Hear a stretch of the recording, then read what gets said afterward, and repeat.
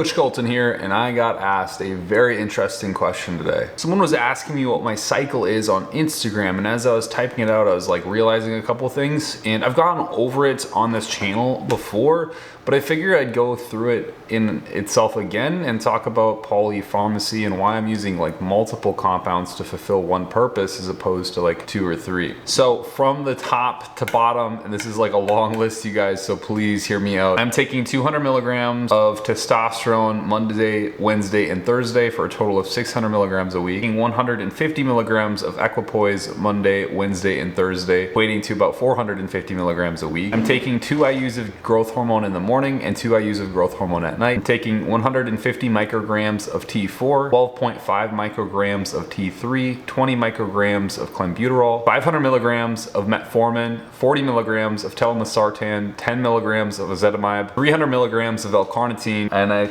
think that's it. I'm almost certain that's it. There's gonna be more added later on. And now someone might be hearing that and they're like, holy crap, this guy's on a boatload of drugs. But the reality is I'm taking lower doses of all the drugs combined. And this is a beautiful effect of not causing too much detriments to health as opposed to taking a lot of one drug. So instead of smashing the hammer on androgens, I'm instead deviating out anabolism across several compounds. What I'm really aiming to do is preserve my health too. Things like ezetimibe, telmisartan, metformin. Metformin arguably could be used for fat loss, but I think these measures are necessary to take to make sure that I'm staying in good health. And I'm sorry, the light in here is just totally uneven. And so like someone might see a stack like this and like, that's seriously way too complex. Like you need to dumb it down. And in my mind, that might be true. There might be some validation, but like I'm at a higher level of bodybuilding, I would argue, and I can really feel the effects of steroids in the sense that I'm out of breath a lot sooner than I used to be. I'm a lot bigger. It's harder to sleep appropriately. It's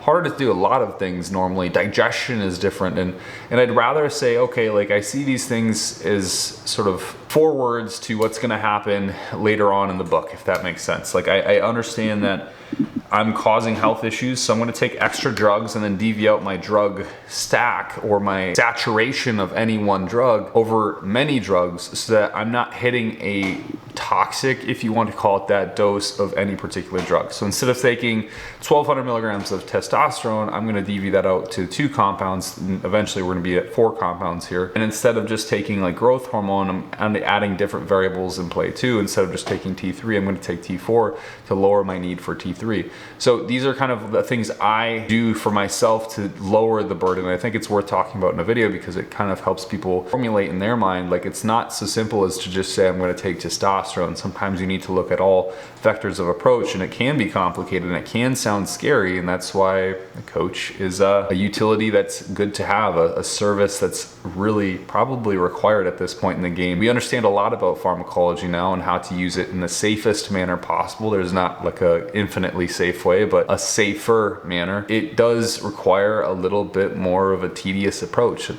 requires probably more of an expensive approach, and that's probably where people really slip up, is like, you know, they see this huge list that I'm taking and they're like, oh my god, I just take testosterone and get huge. And it's like, well no dude, like you don't just go into the gym and say I'm just gonna pick up a random weight and hope I get huge. Like you need to be very conscious of the things you're putting into yourself and what they do and their interactions with other products in your body and the interactions with the food you're eating. And sometimes we don't consider those things when we're saying we don't need a coach or we are capable of doing this on our own. And even beyond that, there's no data to support like what long-term happens in people when they use multiple compounds as such. And that is scary, right? So you have to just introspect a little bit and say like, maybe a lot of compounds is scary, but maybe it could be beneficial. Maybe it could be something that preserves my health, because we know what happens when someone takes too much of one thing. We also know what happens when people take certain X, Y, and Z ancillaries that are going to protect their heart health, cholesterol levels, and so on. So my big personal recommendation there is like, set your shit straight, get your finances in order, get blood work first, and do a cycle that's fucking real, actually founded in evidence, and try to then leverage as much as you can as opposed to as little as you can. Not in the sense of dose, dose, but in the sense of quantity of compounds to distribute your total anabolic potential. If we're tapping into the androgens, we need to also be tapping into the growth hormone pathways or IGF-1 pathways or insulin-like pathways. Just saying one and done is not gonna cut it anymore in this day and era, and we know for a fact that a high degree of androgens chronically can cause more issues than not, and so why not bring in something else that can act as a player to help you get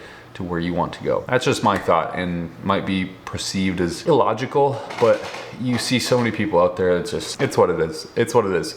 I just recommend like you doing the research, asking people who know more than you, and I'm a huge proponent in following masters, and everyone is a master in something, in my personal opinion. You can learn something from them, you can follow them for a certain amount of time and always begin to cultivate a skill within their area of expertise. Follow those masters, follow people like John Jewett, myself, other people on the internet, and just learn as much as you can before proceeding with anything. Even if you're already in the sport, a veteran, ask yourself, what is the effects of what I'm doing really, and how useful is it? Like IGF LR3, you might as well just throw that in the garbage. Like, it's not going to do anything for you, and yet people buy it in droves. Like, oh my god, you guys don't understand. It has a very inadequate effect on the body. So a little bit of a different video. I hope you enjoyed it. Subscribe, like, comment for more, and please, if you can, comment down below. It really helps with the algorithm. I'm trying to grow this channel. I'm trying to post daily.